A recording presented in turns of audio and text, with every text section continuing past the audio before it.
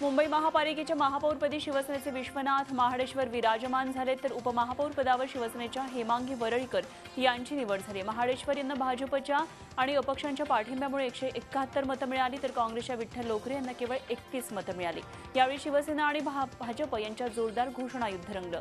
भाजपच्या नगरसेवकांनी मोदींच्या तर शिवसैनिकांनी बाळासाहेबांच्या घोषणांनी सभागृह दणाणून सोडलं।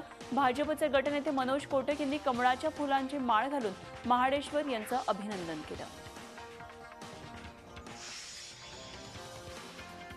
मुंबई महापालिकेत शिवसेनेचा महापौर निवडून आल्यानंतर शिवसेनेचे पक्षप्रमुख उद्धव ठाकरे यांनी महापालिकेत जाऊन महापौर उपमहापौरांचं अभिनंदन केलं। त्यानंतर उद्धव ठाकरे यांनी महापालिकेच्या बाहेर छोटेखानी विजयी सभा घेतली आणि त्यामध्ये त्यांनी मुंबईकरांचे आभार मानले।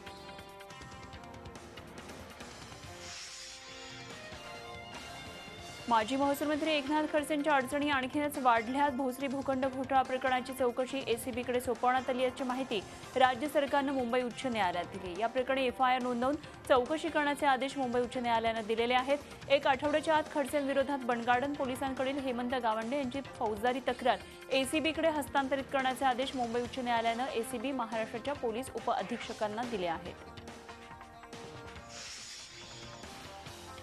अर्थसंकल्पीय अधिवेशनाच्या तिसऱ्या दिवशी विधानसभेत आणि सभागृहाबाहेर शेतकरी कर्जमाफीचा मुद्दा गाजला। कर्जमाफी झाल्याशिवाय सभागृह चालू देणार नाही अशी भूमिका विरोधकांनी घेतली। तिसऱ्या दिवसाचं कामकाज सुरू होण्याआधी काँग्रेस आणि राष्ट्रवादी काँग्रेसनं विधानभवनाच्या पायऱ्यांवर आंदोलन केलं। यावेळी राष्ट्रवादी काँग्रेस नेते अजित पवार यांनी सरकारवर जोरदार तोंडसूड घेतलं।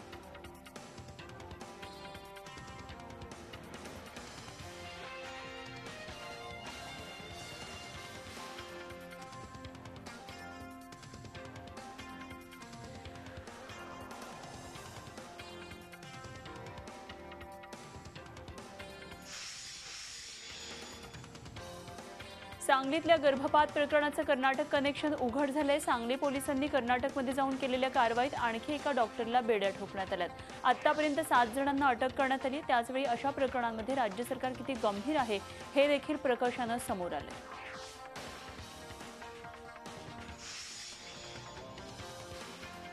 विखे पाटील घराण्यातला वाद चव्हाट्यावर आलाय। विरोधी पक्षनेते राधाकृष्ण विखे पाटील यांचे बंधू अशोक विखे पाटील यांनी त्यांच्यावर खळबळजनक आरोप केलेत। राधाकृष्ण विखे पाटील आणि भाजप यांची मिलीभगत असल्याचा आरोप त्यांनी केलाय।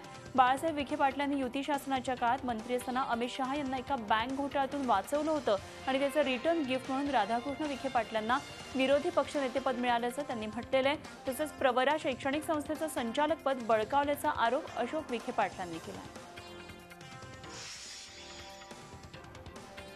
आंतरराष्ट्रीय महिला दिनानिमित्त पश्चिम रेल्वेनं महिला प्रवाशांसाठी डब्यामध्ये ॲडव्हान्स टॉकबॅक सिस्टम लावली आहे आणि त्यामुळे कोणतीही समस्या निर्माण झाल्यास महिलांना मोटरमध आणि गार्डच्या केबिनमध्ये संपर्क करता येणार आहे। सुरुवातीला पश्चिम रेल्वेवरील 2 गाड्यांमध्ये महिला डब्यात ही यंत्रणा बसवण्यात आली आहे।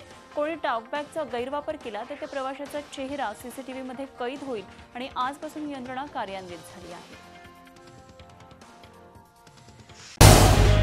झी 24 तास रहा एक पाऊल पुढे।